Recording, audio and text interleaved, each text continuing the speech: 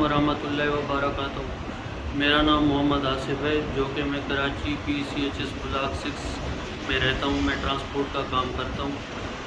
मैंने एक अदद पराडो और 2 करोला दी हुई थी कंबर अब्बास और इमरान को, जिसका सनसेट क्लब गेट नंबर 4 के पास ऑफिस था। और मैं इससे बार बार गाड़ियाँ मांग रहा था, ना मुझे गाड़ियाँ दे रहा था और ना उनका रेंट दे रहा था। 28 तारीख वाले दिन इसने मुझे बुलाया, ईद से एक दिन पहले बोला, आओ आप एक गाड़ी ले जाओ और एक गाड़ी आज आपको वापस करता हूँ और आपका रेंट देता हूँ।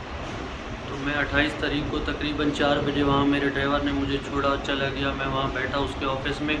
उसने मुझे कहा कि आप बैठो, मैं इसका पार्टनर शाहिद और इमरान ये चलेगा। इन्होंने बोला आपकी गाड़ी और हम पेमेंट लेके रेंट की आपको आ रहे हैं, आपके हवाले करते हैं। मैं वहाँ बैठा इंतज़ार करता रहा और मेरा फ़ोन पे इनके साथ रब्ता रहा। बोला अभी आ रहे हैं, अभी आ रहे हैं। तकरीबन रात को 11 बजे शाहिद आया।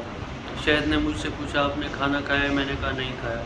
बोला आ जाओ, आपको खाना खिला के लाता हूँ और इमरान भी आ रहा है और आपको पेमेंट और गाड़ी लेके आ रहे देते हैं। मुझे ये रिजवान कबाब हाउस पे लेके गया, जो कि फ़ेज़ 2 में मास्टर जूस के पास है।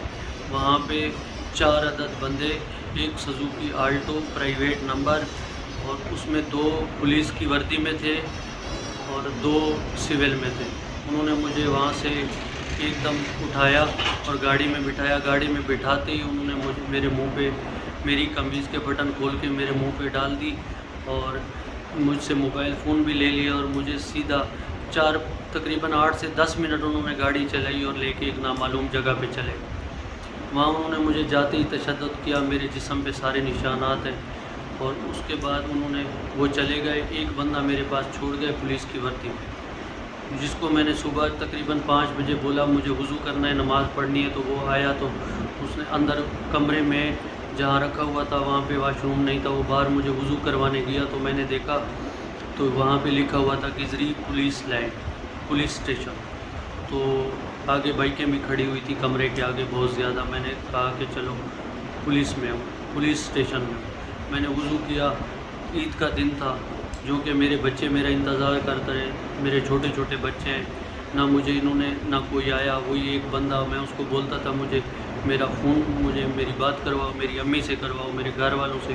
वो बोलते थे हमें ऊपर से आर्डर नहीं है, आपसे बात करवाओ। जो कि ईद का दिन गुजरा, शाम में मेरे पास आए। उन्होंने मेरे साथ पैसों का तकाजा किया। बोला आप 20 लाख रुपए दो और हम आपको छोड़ देते हैं। मैंने कहा मैं कोई मुजरिम हूँ, मुलज़िम हूँ, किस चीज़ के लिए मुझे उठाया, मैं क्यों दूँ? मेरे पास है ही नहीं, मैं गरीब आदमी हूँ, अपना कारोबार करता हूँ। उन्होंने बोला नहीं जी, आपको देने पड़ेंगे। फिर वो चले गए। अगले दिन शाम को उन्होंने फिर मुझे अप्रोच किया पैसों के लिए।